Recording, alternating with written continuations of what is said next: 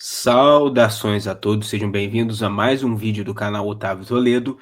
O vídeo de agora vai ser uma reação ao José Cobori e ao Elias Jabbour no podcast Inteligência Limitada, no qual eles estão falando a respeito da China e da sua relação com ela. Antes da gente começar, como sempre, eu peço a vocês que curtam o vídeo se gostarem dele, compartilhem com os amigos, se inscrevam no canal caso ainda não sejam inscritos e deixem os seus comentários aqui embaixo. E se quiserem dar uma força diretamente para o canal, podem fazer isso através do Pix. O QR Code e a chave estão aqui embaixo no canto inferior direito da tela. Sem mais delongas, então, vamos começar. O que mudou da tua percepção depois de você morar lá e viajar pelo país? Eu já visito a China há mais de 20 anos, né? Já tenho uma vida de visitar a China há 20 anos, né? Mas mudou alguma coisa de ver lá e rodar o país desse jeito? Como que é? Desculpa. Mudou alguma coisa radical na tua cabeça ou era Não, mais ou não menos o que mudou. você... Não chegou a mudar. Já acompanhava já, né? Agora, você viver na China assim Cara, essa coisa da liberdade que não está se falando aqui. Bicho, aqui eu moro no Rio de Janeiro, cara. Eu moro entre duas favelas, né? Tem dias que é possível sair de casa por causa do tiroteio. Na China você não tem isso, né? Na China você anda na rua qualquer hora do dia da noite e sabe que não vai acontecer nada com você. Ninguém Né? tem arma lá. Então essa é uma sensação... Oi? As pessoas não têm armas lá.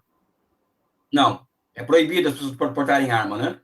Então é outra realidade, cara. É por isso que eu quero voltar para lá um dia. Lógico que eu quero, né? Para voltar a sentir essa real sensação de liberdade que eu sentia na China, né? E essa aqui é a questão, a noção que os chineses têm de liberdade, ela é diferente da noção que os ocidentais, entre aspas, têm de liberdade. É uma coisa que tem muito mais a ver com o nível de vida, a expectativa, a prosperidade material, do que propriamente com você ser capaz de votar, sabe? Simplesmente ser capaz de votar, mas em compensação não ter segurança, não ter educação, não ter saúde, não ter alimentação. Para eles isso é falta de liberdade. Qualidade de no vida, Brasil, né? por exemplo. Qualidade de vida. Exatamente. E o ar lá? Eu saía para correr às vezes 5 da manhã, 4 da manhã, sabe? Enfim, é uma experiência que até me emociona muito. E o ar, a parte de poluição já melhorou bastante nas grandes cidades? Como que tá? Muito ruim ainda, mas já melhorou muito em relação a 10 anos atrás. Mas é muito ruim. Xangai, por exemplo, tem épocas do ano assim que é irrespirável. Eu lembro que eu morava num apartamento que o vidro ficava preto assim, cada 3 meses, né? Nossa. Então, essa é uma questão grave que eles têm que enfrentar, né? E já estão enfrentando, né? Mas como não estou aqui para passar pano para eles, né? Como as pessoas acham que eu sou propagandista chinês, que eu sou Xi Jinping e tal, não estou aqui para fazer isso. Patrocinado pela BYD. Tem várias contradições. É o que o pessoal que defende a China defende, ou fala os fatos como eles são, sem viés, sem propagandismo. O que esse pessoal tem que ouvir que é comprado é brincadeira. Várias contradições a China tem, não são poucas, uma delas é a questão ambiental. Entendi. Cobori, e você? Como diz o Elias, eu tenho sofrido também esse tipo de ataque, porque quando você... Eu também sofro, dependendo do convidado que eu tenho aqui, você só pode estar ganhando para falar sobre esse assunto. Como se a gente não tivesse interesse por... mas isso aí diz muito mais sobre a pessoa que fala do que sobre você. Eu falei isso ontem, falei isso exatamente. Quando a pessoa acha, você só pode estar ganhando dinheiro para falar isso, ela tá falando dela, porque ela receberia dinheiro para falar bem de algo, pra né? Falar ou falar de algo que ela não conhecesse, ou até no limite que ela fosse contra, né? Mas se estiver ganhando, ela fala. Então eu tenho sentido isso também nos meus, porque, como eu falei o Elias falou, não é que a gente está defendendo a China. É um fenômeno, né? É um fenômeno que está aí à vista de todos, né? Tá todo mundo querendo entender o que é a China, Você não pode querer negar que existe uma ascensão econômica, que a China é um país desenvolvido, por tudo que a gente pesquisa e estuda, mas eu acho que o meu papel e o que o Elias faz é a gente querer entender o fenômeno. Né? E de forma séria, intelectualmente honesta, a gente ir atrás, pesquisar, conversar. E a China é um país que se desenvolve para quem interessa, que é a sua classe trabalhadora. Isso que é o mais importante. Conversar com quem realmente entende, com quem honestamente intelectual e também está estudando o assunto, como foi a minha surpresa quando não só conheci o Elias, mas li o livro dele, né? Até falei com ele esses dias que dos livros que mais tem anotação, que é o livro que o Elias tem. Eu tenho lido, tenho recebido muitos livros sobre a China também, de autores que me mandam para ler. Sabe o primeiro livro que eu li sobre a China? Você é da minha idade, né? Sou. Lembra do Enfio na China? Sim. Você chegou a ler esse livro? Todo cheio de cartoon e tal. Cara, eu acho que, não sei se o Elias chegou a ler esse livro, que é mais das antigas. Você lembra disso? Enfio na China? Acho que o primeiro ou segundo livro que eu li na vida foi esse, da China. Cara, eu lembro até da capa, cara, que louco. Então, assim, acho que o que o Elias faz muito bem, que eu tenho feito ultimamente, é eu pesquiso, eu leio, converso com quem entende, com quem mora lá, com quem, no caso do Elias, já trabalhou lá na China, para entender esse fenômeno. Mas, como disse o Elias, a gente sabe que existem contradições. Toda a sociedade existe suas contradições, principalmente a sociedade chinesa, que está em franca ascensão econômica, né? Então, obviamente, nesse processo vai existir contradições, e a gente também tem de estudar como é que a China tenta, né, resolver essas contradições. Nenhum país que teve tanto problema, pegando esse último exemplo que o Elias deu sobre poluição, tem tentado resolver de forma séria, como a China tem tentado, né? O Elias falou, ainda é muito poluído, mas se você pegar 10 anos atrás, você deve se lembrar que você não enxergava o céu, você não enxergava o topo dos prédios, de tamanho. E essa que é a questão, a China avança, mesmo que de forma gradual, a passos lentos às vezes, mas eles avançam, eles estão se movimentando em uma direção que é interessante para as pessoas da classe trabalhadora. Essa é a parte mais importante. Poluição. Hoje ainda continua, mas já não é tão assim, e você vê políticas públicas, projetos e programas de Estado seriamente focados em resolver esse problema. Mas é um problema, existe, como a gente falou ao longo aqui de hoje, né? Existem várias contradições e a gente também tem que estudar quais são essas contradições e o que, teoricamente, a China estaria fazendo para resolvê-las, né?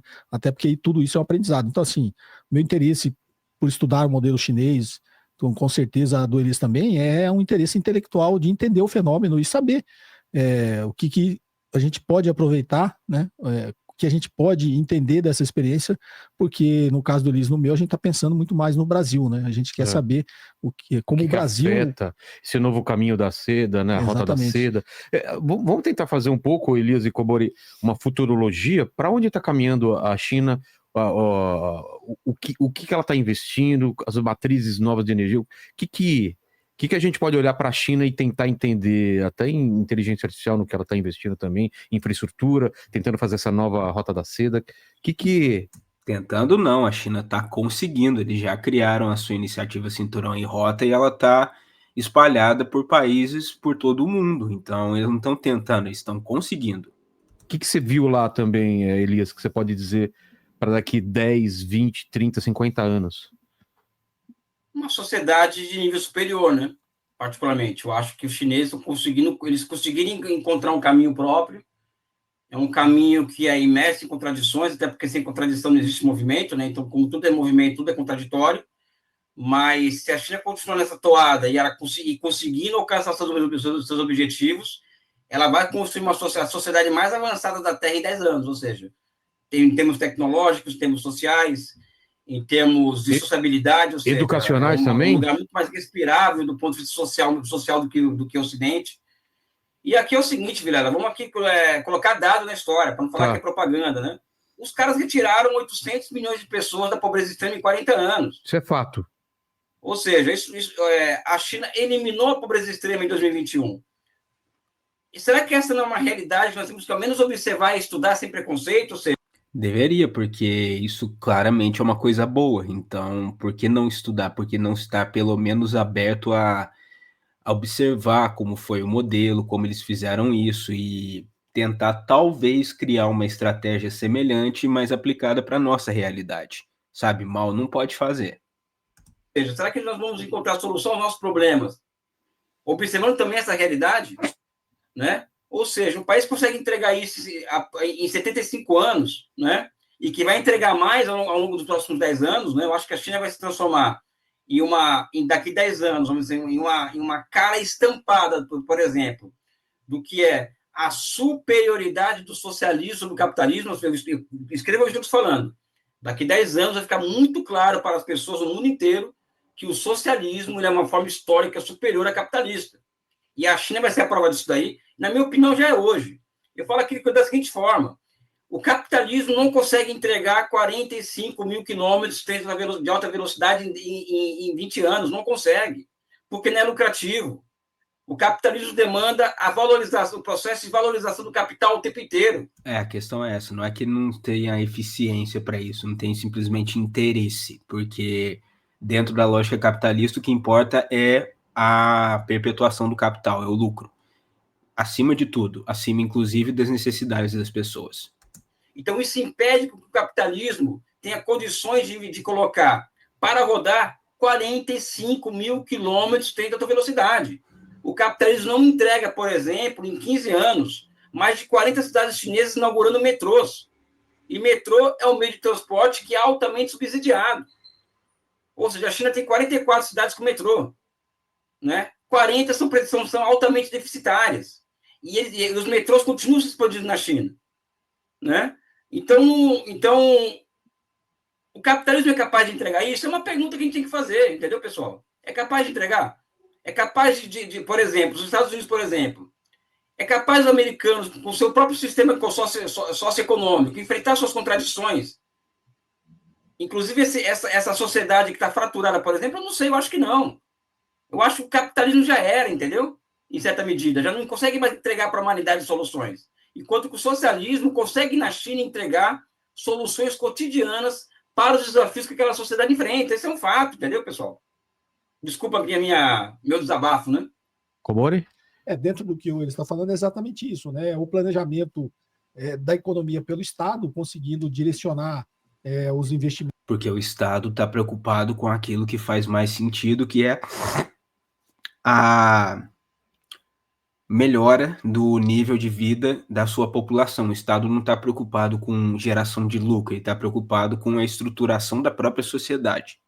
Para os setores estratégicos da economia e subsidiar os setores, como está no livro do Elias, que teoricamente, sob o ponto de vista do capital, é improdutivo, né? Produtivo sob o sentido de não gerar retorno, né? De que qualquer análise de viabilidade econômica não seria feita, é feito sobre o sistema socialista chinês, né? O socialismo de mercado na China. Eles conseguem fazer esse direcionamento e esse planejamento da economia. Então, sobre esse ponto de vista do planejamento da coordenação do Estado, né? De como a riqueza vai circular na sociedade, em que setores é necessário investimento, porque quando a gente fala altamente produtivo, como o Elias falou, transporte é deficitário. O metrô, não só na China, como em qualquer país do mundo, é um transporte deficitário. Tanto que você vê nos exemplos de economias capitalistas, e eu já fui em várias, o metrô é uma coisa deplorável. Né? Você já deve ter andado em vários. Até nos dá orgulho, às vezes, quando a gente anda no metrô aqui em São Paulo. Você vai em Nova York, vai na França. De depreciação que existe nos ativos de metrôs de outros países. Né? Não é o caso, obviamente, da China. Então, assim, teoricamente um setor improdutivo sob o ponto de vista do capital, mas é um setor necessário. Né? O transporte é necessário, inclusive no conceito de liberdade. Na liberdade de ir e vir, você poder ir como e vir. Né? Energia, como saneamento, exatamente. Água. Você vai em várias cidades dos Estados Unidos, se não tiver carro, você não faz nada. Né? É tudo isolado. Você está. Pois é, agora eles estão entrando numa outra tangente aqui, então acho que já é bom a gente encerrar por aqui, o vídeo está quase no fim mesmo. Eu espero que vocês tenham gostado, tanto do vídeo quanto dos meus comentários. Não se esqueçam mais uma vez de curtir, caso tenham gostado, se inscrever no canal, deixar seu comentário e compartilhar com os amigos para trazer mais gente para a discussão. E se vocês quiserem ajudar o canal diretamente, podem fazer isso através do Pix. O QR Code e a chave estão na tela agora. Um grande abraço a todos, eu agradeço por terem assistido e verei a todos novamente no próximo vídeo. Aquele abraço e valeu!